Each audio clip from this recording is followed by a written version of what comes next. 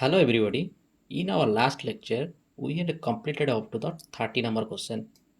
Okay, we have completed up to this number 30 number question. So let's start this lecture from 31 number question. Okay, so this is the 31 number question, and it is stated about the electromagnetic field tensor F mu nu. Okay, and here we have to find the rank as well as the symmetric and antisymmetric nature. Okay, if you see the solution, so this is the matrix or the the tensor form of this electromagnetic field tensor. Okay, this is a 4 cross 4 matrix, and if you see that here F mu nu means there are two indices are present. Okay, that means it is a second order tensor because there are two indices. Now let's see whether this is a symmetric or a antisymmetric matrix or tensor. Okay, so we know that for any matrix to be a symmetric or an antisymmetric matrix or tensor, it should be follow this form if it is antisymmetric. If it is symmetric, then the transpose of the matrix is itself equal to the original matrix. Okay, now if you see this matrix, you will find that there will be a negative sign come in front of the original matrix. So that means it is a second order and antisymmetry matrix or tensor. So option D is the correct option. Now coming to the 32 number question, the question has asked about the frame. There are two frames. One frame is S frame and another frame is S dash frame. The S dash frame is moving with a velocity v along the x-axis. Okay, and here we have to find the electric field y component in the S dash frame. Okay, where the electric field is the original electric field is seen is present in the S frame. Okay, now if you see that this is a direct question. Okay, so every direct question has direct answer. Okay, because it is a theoretical based question, and you are bound to remember this the solution or any kind of formula. These are the formula.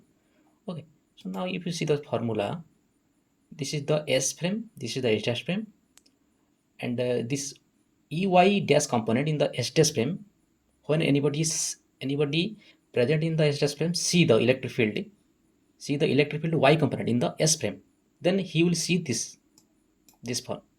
Okay, where this gamma is 1 by root over of 1 minus v square by c square, and this is the form. But in the option you cannot find this answer. So definitely this question is a grace mark question. That means irrespective of the student has answered or not answered this question or not attempt this question, he or she will given the grace mark. Okay, now coming to the 33 number question, the question is asked about the Rayleigh scattering cross section sigma, where r naught is the classical electron radius. Okay, now if you see the solution, this is the Rayleigh scattering cross section sigma equal to 8 pi by 3 omega by omega naught to the power 4 re square.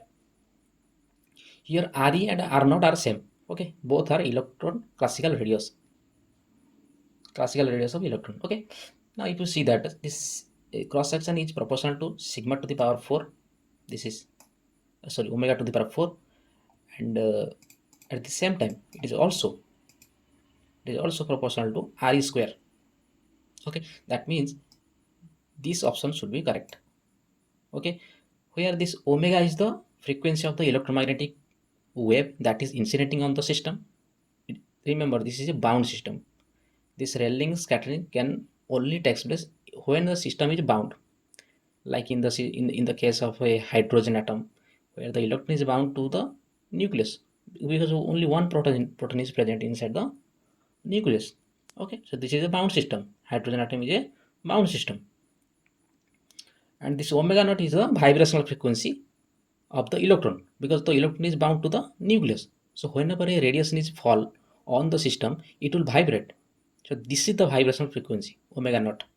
Okay, so option C will be the correct one. Now coming to the 34 number question, the question is asked about the pattern of radiation that is formed due to the oscillation of a magnetic dipole. Okay, it is also a direct question. We know that it is a donut shape. Now what is the shape of a donut? The shape of a donut like this. You can imagine like a food like bada. Okay, there is a hole inside that system. This is the shape of a donut. Here this direction is phi cap direction, and this direction is theta cap direction, as you know from the polar coordinate, spherical polar coordinate. Okay, and if you cross multiply, if you see, the magnetic field is in the opposite direction of a theta cap, and electric field is along the phi cap direction. And if you cross multiply them, that is the, if you want to find the pointing vector, then you will get the outward direction of a r cap. Okay, that means the radiation is coming from the point of source to the outward direction. Okay, so this is the donut shape. Now coming to the 35 number question, the question is asked to find the incorrect statement. Okay, now what to do? So let's check one by one. The option A has stated that the radiation pattern of for thin linear antenna does not depend on the antenna length. The first option is itself incorrect. That means we got the answer. Okay, because if you see, this is the shape of a antenna, or you can say the dimension of an antenna. This antenna dimension is, let's suppose L is lambda by 2. So then this is the shape of the radiation pattern. These are the radiation pattern. This is known as the radiation power density. In these two lobes, these are two major lobes. In these two lobes, the radiation pattern is maximum. That means in these two direction. Okay, or you can say in this plane, that is theta equal to pi by 2 plane, because I am talking about the spherical polar coordinate system, because from this to this is a theta plane, or theta equal to pi by 2 angle, and this is the, at every point, this is the theta equal to pi by 2 plane. This is the plane, theta equal to pi by 2 plane. Okay, this is the theta equal to pi by 2 plane.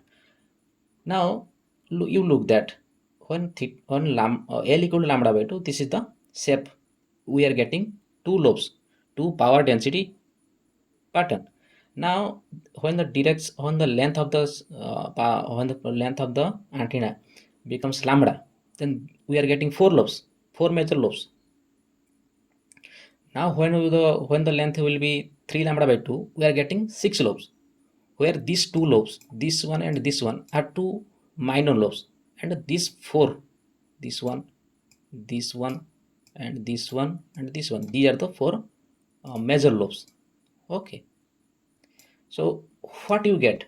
We are getting that when the thin linear antenna's dimension or length changes, then the shape of the radiation pattern also changing. That means option A is the correct answer, because this is the incorrect statement. Okay, so that does not mean that we will not check the further options. Let's check option B, C, and D. Now option B is stating that the radiation pattern is always symmetric with respect to theta equal pi by 2 plane, pi by 2 plane. Okay, I have stated that uh, this is the theta equal to pi by 2 plane, and what he has stated, symmetric, about the symmetry. You see that it is symmetric about this plane, theta equal pi by 2 plane. This is the theta equal to pi by 2 plane. I am not drawing a line here. You see, imagine this in 3 dimension. You imagine it.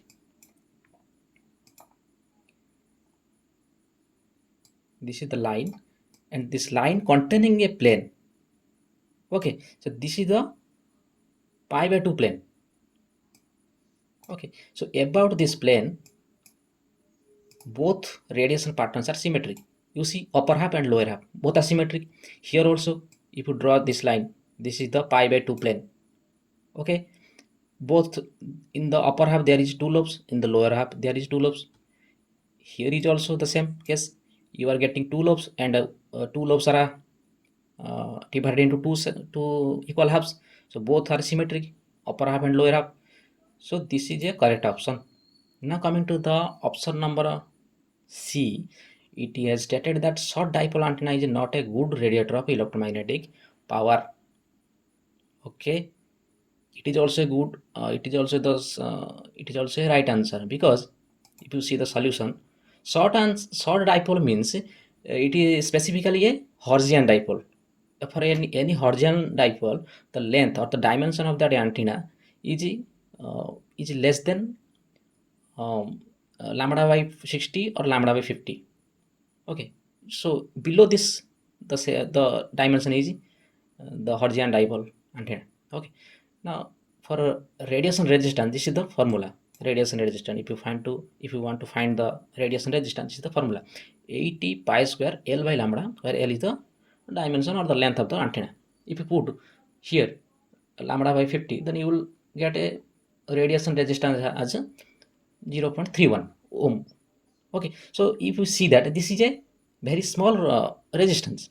Now if you compare with this resistance, radiation resistance, with the radiation resistance of a dipole antenna, that is when the length of the dipole antenna is lambda by 2, then in the lambda by 2 case you will get a maximum resistance. The radiation resistance is almost 75 to 73 ohm in case of dipole antenna. But in this case, when the dipole antenna length is, sorry, the Hertzian dipole antenna length is, or the short dipole antenna length is lambda by 50 to lambda by 60, then you will get this much resistance.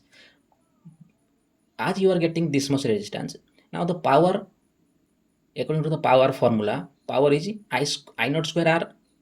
So as this is a very small resistance, so the total power radiation is also will be lower, because this resistance is very much small. Okay, so that's why this statement is also a correct statement. Now coming to the statement number D, the D statement is given like, for antenna length equal to 2 into wavelength, what is there is no radiation in the theta equal to pi by 2 plane. This is also a correct one, because if you see the shape, this is the L equal to 2 lambda. Okay, this is 2 lambda case, when the length L equal to 2 into wavelength. You see, this is the case, L equal to 2 lambda. Now you see that for in this case there are 4 major lobes and 4 minor lobes. Okay, and what is the theta equal to pi by 2 plane? This is the theta equal to pi by 2 plane. This is z axis, this is z axis, and this is the pi by 2 plane, angle equal to pi by 2 plane. Okay, now you see that what he has stated, that in the direction of a theta equal pi by 2 plane there is no radiation. It is also correct, because if you see,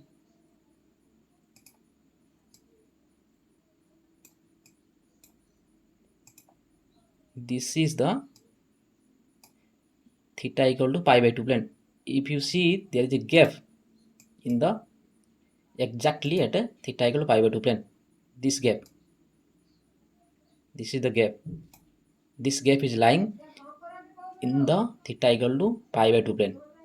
So that's why there is no lobes present here, whether it is a minor lobe or a major lobe. There is no lobe present. So that's why there is no radiation. Okay, thank you.